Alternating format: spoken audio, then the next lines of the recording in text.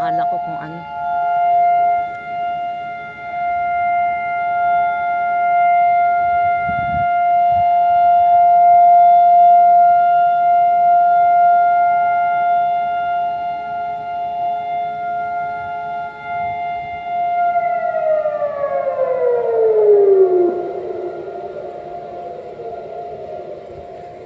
Ayun.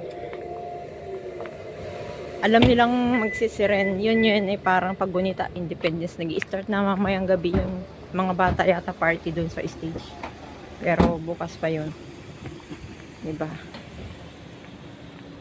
Yun yung paggunita ng Independence Day ng Israel.